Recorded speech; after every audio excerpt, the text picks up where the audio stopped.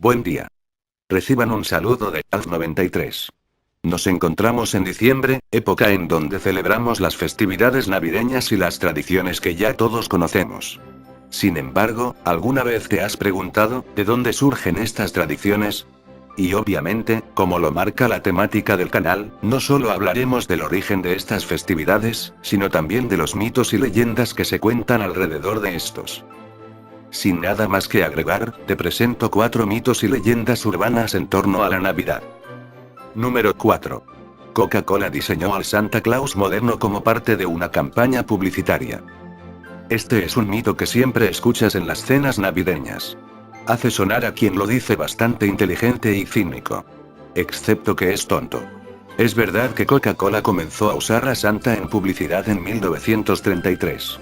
Pero Santa había sido retratado casi exclusivamente en rojo desde principios del siglo XIX, y la mayor parte de su imagen moderna fue creada por el dibujante Thomas Nast en la década de 1870. Incluso si limitara su búsqueda a Santa en anuncios de refrescos estadounidenses, encontraría un Papá Noel completamente moderno en los carteles de White Rock que salió en 1923. Papá Noel es un personaje mitológico que ya había aparecido en ilustraciones desde mediados del siglo XIX. Sin embargo, hasta los años 30, la imagen de este orondo personaje variaba constantemente, según el artista o la ocasión en que se dibujase. Podía ser desde un pequeño elfo, hasta un hombre alto y delgado, con todo tipo de indumentarias, como túnicas o chaquetones de piel. Como detalle, aunque mucha gente cree que Papá Noel viste de rojo para relacionarlo con Coca-Cola, ya había utilizado en numerosas ocasiones ropajes de ese color. En 1920 Papá Noel apareció por primera vez en un anuncio de Coca-Cola publicado en los diarios The Saturday Evening Post. De aspecto serio, este primer Santa Claus fue creado por el ilustrador Thomas Nast, y durante algunos años Coca-Cola usó en su publicidad diferentes diseños de este personaje desarrollados por otros ilustradores. Sin embargo, el Papá Noel tal y como todos lo conocemos en la actualidad, nació en 1931 por encargo de la agencia de publicidad de Coca-Cola al dibujante Haddon Sundblom. El objetivo era crear un personaje a medio camino entre lo simbólico y lo real, la personificación del espíritu navideño y la felicidad de Coca-Cola. Para ello, el ilustrador se inspiró en el poema llamado Una visita de San Nicolás, de Clement Clarke Moore. Es solo una leyenda urbana la creencia de que el color rojo y blanco de Santa Claus tenga su origen en los anuncios que la marca Coca-Cola empezó a hacer a partir de 1931, aunque sí es cierto que contribuyeron a la popularización de estos colores y del mito mismo. Papá Noel, Santa Claus o San Nicolás, son algunos nombres con los cuales se conoce al personaje. Formaba parte del antiguo mito solar del solsticio de invierno al que el cristianismo sincretizó con la figura del obispo cristiano de origen griego llamado Nicolás, que vivió en el siglo IV en Anatolia, en los valles de Licia, en la actual Turquía. Era una de las personas más veneradas por los cristianos de la Edad Media, del que aún hoy se conservan sus reliquias en la Basílica de San Nicolás de Bari, Italia. Número 3. Los tres Reyes Magos. El origen de la leyenda de los tres Reyes Magos lo encontramos en la Biblia. Su artífice fue, para ser más exactos, Mateo. El apóstol fue el único de los autores del libro sagrado que dejó constancia de la existencia de estos personajes en las crónicas. En sus textos afirma que, después de que Jesús naciera en Belén, vinieron del oriente a Jerusalén unos magos, diciendo, ¿dónde está el rey de los judíos, que ha nacido? Porque su estrella hemos visto en el oriente, y venimos a adorarle. No señalaba, por tanto, ni el número concreto de sus majestades, ni su raza. El evangelista continúa señalando que, tras entrar en la casa en la que había nacido el pequeño, se postraron, le adoraron y le entregaron los tesoros que portaban. Le ofrecieron como regalos oro, incienso y mirra. Posteriormente se marcharon, pero no cumplieron su promesa de avisar al rey Herodes dónde se encontraba el niño que acababa de nacer, tras ser advertidos en sueños, de lo que éste pretendía. Si Mateo no habló del número exacto de Reyes Magos que llegaron a Belén, ¿por qué entonces en la tradición se dice que son 3? El establecimiento de este mito se lo debemos al Liber Pontificalis, una recopilación fechada en el siglo IX de varias historias y leyendas relacionadas con la religión cristiana. La cifra, que está basada en las creencias populares, fue oportuna y, presumiblemente, nació debido al número de regalos citados por el apóstol. Todo ello, sumado a la relación que tenía el número con la Santísima Trinidad. Así lo afirma el investigador histórico Omar López Mato, en su obra A su imagen y semejanza, la historia de Cristo a través del arte. Una controversia similar existe con el nombre de sus majestades. Estos se popularizaron en el siglo IX también gracias al Liber Pontificalis. En dicha obra, se estableció que eran Melchor, Melchior, Baltázar, Vitisarca, y Gaspar, Gataspa. No obstante, el historiador José Javier Azanza López, afirma que ya habían sido nombrados de dicha forma antes. Los nombres de Melchor, Gaspar y Baltasar aparecieron por primera vez en el Evangelio armenio de la infancia del siglo IV.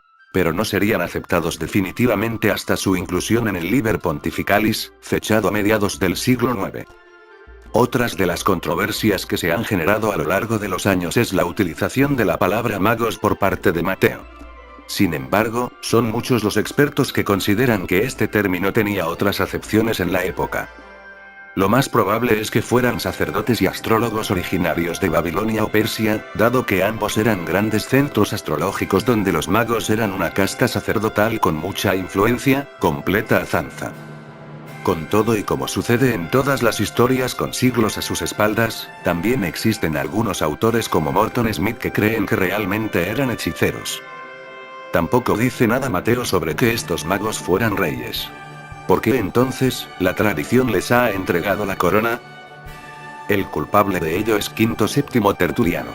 Este escritor romano, padre de la Iglesia allá por el siglo III, llegó a la conclusión de la nobleza de dichos personajes tras leer el Salmo 72, incluido en uno de los libros sagrados. En él se explicaba lo siguiente. Que los reyes de Saba y Arabia le traigan presentes, que le rindan homenaje todos los reyes. Ni corto ni perezoso para el religioso romano, el cual, basándose en esta frase, empezó a denominar a estos personajes como reyes. Por enésima vez, nuestro ya archireconocido Santiago de la Vorágine, logró popularizar esta idea en su obra, La leyenda dorada.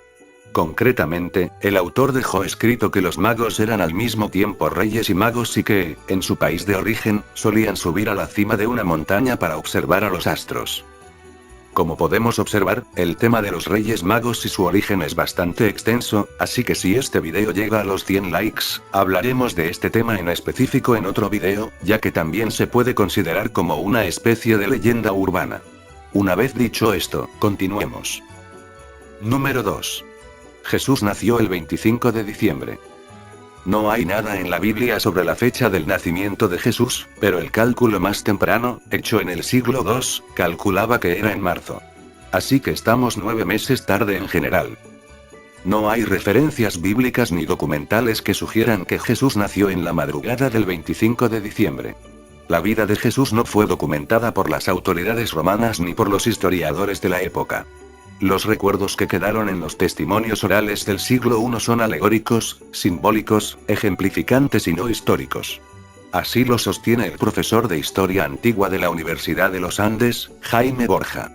Para acercarse a la vida de Jesús, hay que diferenciar entre el Jesús simbólico y el histórico, afirma el profesor. Jesús histórico pudo nacer el 25 de diciembre, o en cualquier otra fecha, pero no es posible saberlo con precisión, y no hay ninguna pista que lo sugiera dentro de la Biblia. Lo que existe, por el otro lado, son indicios que permiten pensar que no nació en diciembre. Por ejemplo, en el Evangelio de Lucas, hay una referencia sobre su nacimiento. Antes de nacer el Mesías, los pastores velaban mientras sus rebaños pastaban.